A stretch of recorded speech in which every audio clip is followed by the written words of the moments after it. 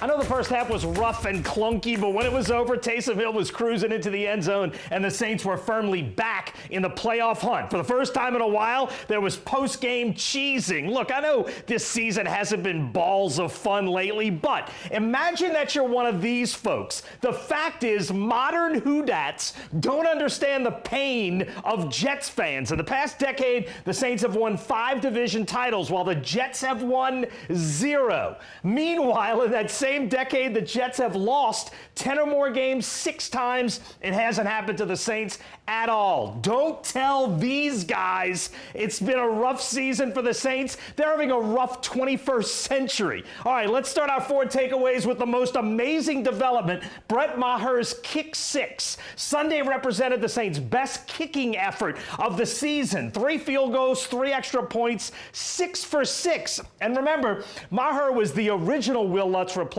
He got hurt, so Sean Payton went through Aldrick Rosas, Cody Parkey, Brian Johnson before coming back to Maher. Right now as the team, the Saints are 28th in field goal percentage in the NFL, 28th in extra point percentage. Those numbers have to get better for the Saints to be a playoff team. Maybe 6 for 6 means Maher can get the job done. Now, we've talked for weeks about the Saints getting some of their elite guys back. Marcus Davenport came back, and the defensive line was instantly more destructive. Davenport put up virtually no stats in the game, but the eyeball test will tell you he created chaos. The only knock on Davenport is he's been unable in his career to stay healthy, but when he is healthy, he's an elite force, and he was in New Jersey. Marcus Davenport has the ability to make quarterbacks make that face. Look, I know at this point in his career, Zach Wilson is a long way from being a good NFL quarterback. His QB rating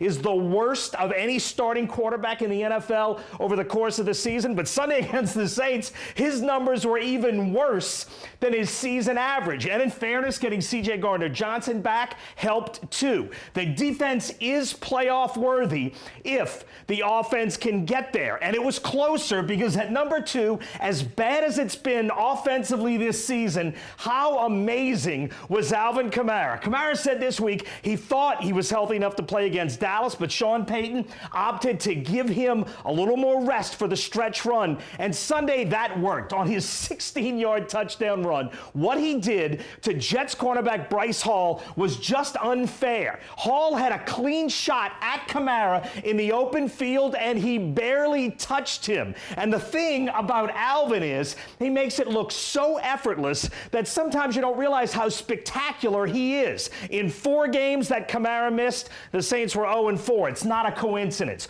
31 touches against the Jets were tied for the most of Kamara's career with the 2018 game against the Atlanta Falcons. And it's also his 3rd 30th touch game in his career. The other was just 2 months ago in Seattle. The Saints are 3-0 in those 3 games. And at this point in the season, 30 touches is not too many. It is just necessary. And as spectacular as Kamara was Sunday, he was not better than that guy. Kamara only ran 7 times to the right. He ran 18 times to the left behind Teron Armstead. I know Armstead has missed a ton of games in his career, but when he plays, he's as good as it gets, and he was Sunday. And at number 1, I said this last week, it is not over yet. The Saints have 4 games to go, but throw out Tampa Bay. If they can win 3 games against 3 teams, all with losing records, the Saints would get to 9-8. Bottom line, the Saints went to New Jersey